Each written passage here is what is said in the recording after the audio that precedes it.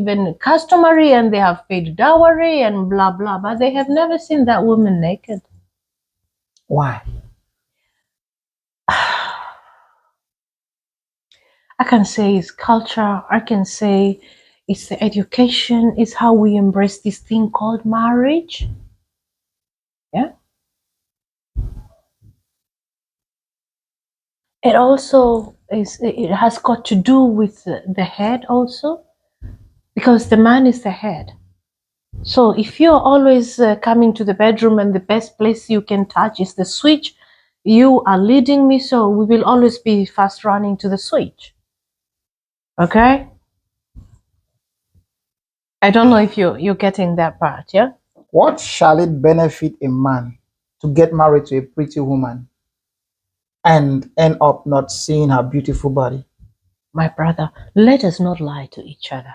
A man is visual. Good? A man is very visual. But a woman is what she hears and what she sees. But this has come out clear that a man is visual very late. A woman who is in her 50s will not run her marriage the way I will run my marriage. Why? Because of how she was brought up. Because of what she was educated with. How they taught her how to be a wife. That is in the African culture.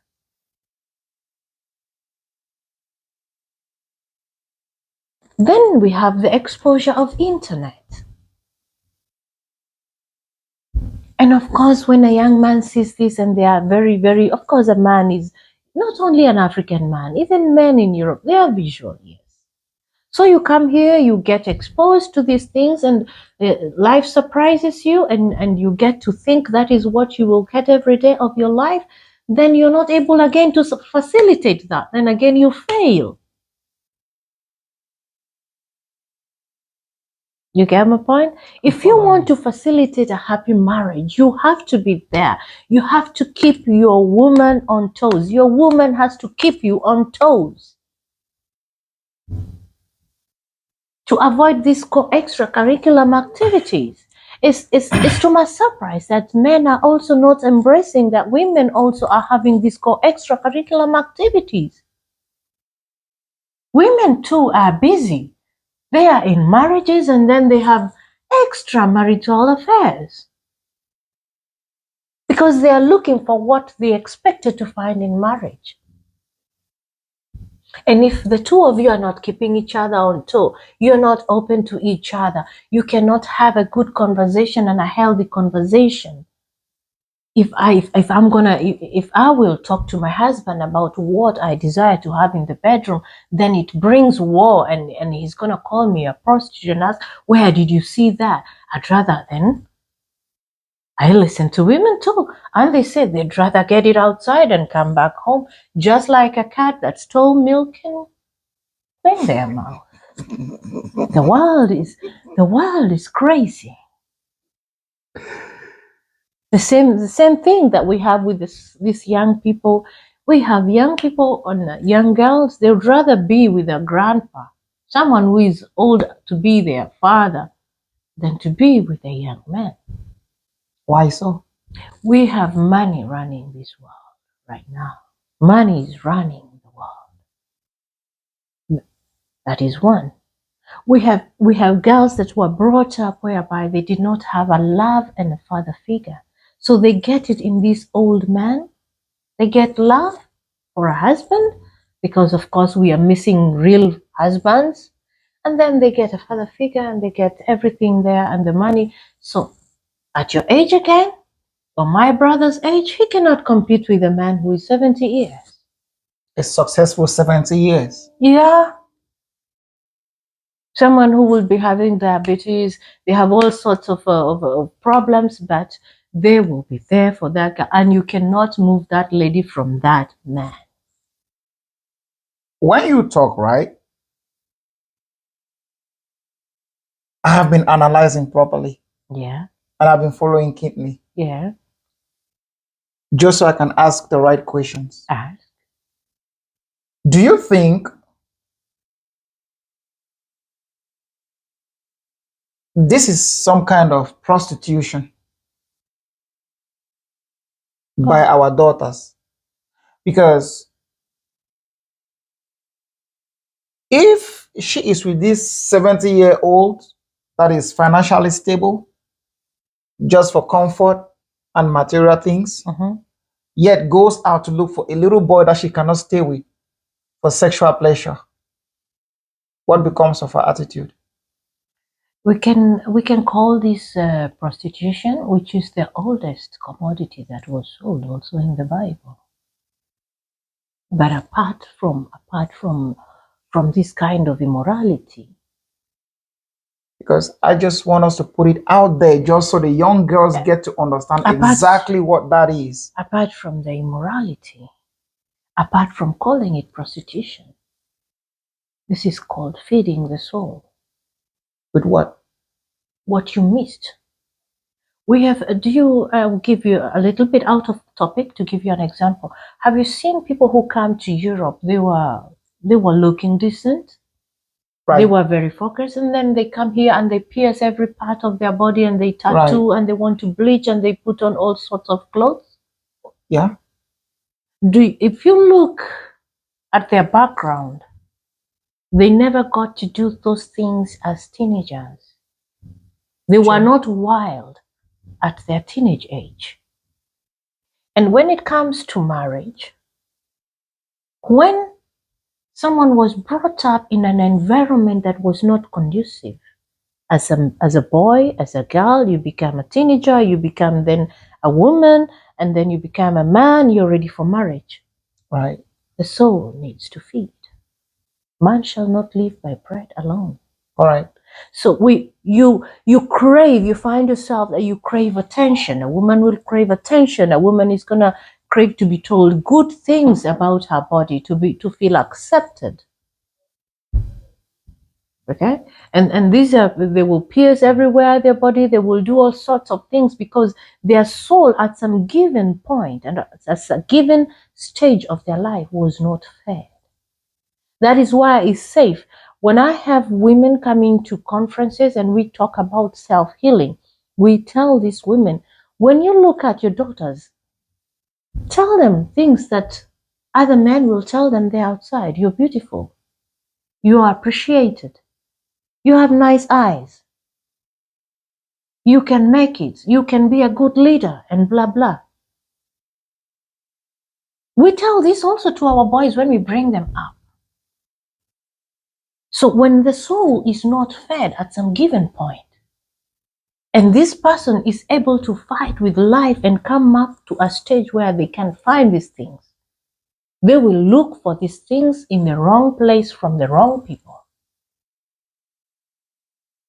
When Lot, I will take you back in the Bible, when Lot had only his daughters, and there were no men, what did Lot's daughters do? Slept with your dad, right? Why? They were trying to feeding their soul. They were feeding their soul. Of their dad's soul. Thank you. That is barbaric. Yeah. Since I also understand from your statement that men are more visual. Yeah. And that implies, as a woman, you need to do your best to take care of yourself, to give your man the best sight or the best view of what, gets to his eyes. But that is not so with our sisters abroad. And I feel like that is why we, or us as men, always go back to the internet to eye on these models.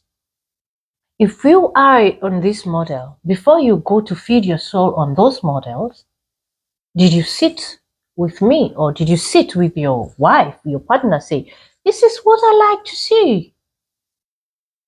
Are you naked about your bedroom matters? Don't you think that will also be considered as some form of controlling? You don't tell me what I need to wear?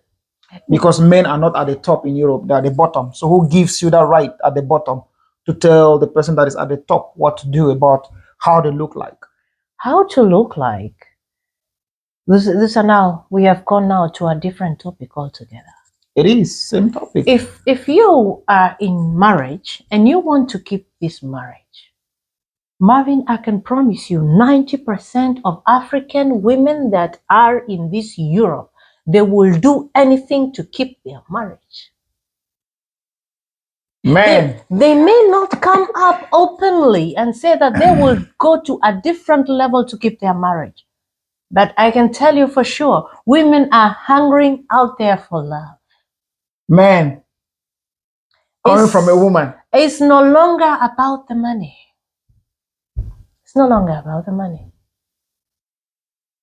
It's no longer about buying me a car.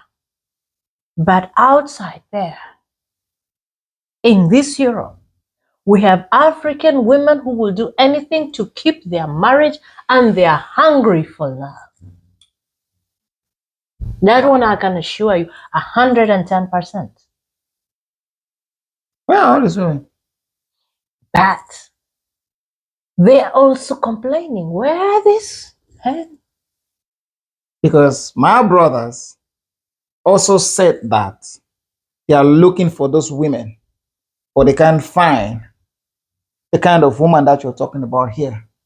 And there you go saying that those women are there and are looking for this kind of man to love, but they cannot find it. One, they are looking for these women in the wrong place. Which is? Two, let's go slowly by slowly. Two, they are looking for this woman when they are already worn out. They are ragged. And they are also looking for them with the wrong reason. And then when you find a woman, when you are lucky, 50-50, you could be lucky to find this woman who is ready to love. Then you start asking what you bring to the table. One. Two, you are tired before you start the journey. Three, you start having extra curriculum because you feel like this woman cannot survive without you. Another fourth thing is you're giving this love and you don't want to serve it well. Serve it well. I always tell men, when you are serving for love, it's a two-way traffic. Serve it like it's a buffet. Let's not have monotony. Sometimes we need salad. Sometimes we need to go for intermittent fasting. Sometimes we need to have some fresh juices, not just blindly. It's a two-way traffic. Give me, I give you. Give me, I give you. That's is that some kind of 50-50 thing? It's not a 50-50 thing. Here we are doing about emotions. We are doing about psychology. Let's keep each other on toes. I can assure you, some time back, I do miss my marriage. I had a super marriage, whereby you have, and at least I was able to train a few of my friends, and you could tell their marriage was beautiful because the partner is looking to going home every evening because you have something to go home to. Right. And when you go home, you're not yet home if your home is not there. Yeah. Because that home is just... It's not a home. Until it's a the home because somebody is home. Because that home, that somebody is your home. Okay? Man, that's a deep statement. That somebody is your home. Wow. The mind of that person is your home. The soul of that person is your home. The voice of that person is your home. The touch of that person is your home. Is there any way I can help a sister or a brother to meet you one-on-one to have this kind of education? Like, seriously, me sitting here right now, I feel like I needed to hear this because I'm learning something right here. Seriously, I'm picking up things that... I don't mind. I don't mind. Yeah. It's not just about just going home to a cup of tea and reading your newspaper. No. I have seen my dad coming home with a newspaper day after day that he does not get to read, and he is coming to his home. Right now, my father is 89. Wow. And he still waits for his home because my mama is not retired. She's a doctor. And when my mama leaves, my dad cannot wait to see this lady Wow. because he says that is his home. Old school.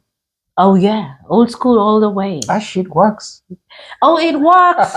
Oh, it works. I want old school badly. So badly. I'm telling you. Yeah, old school works.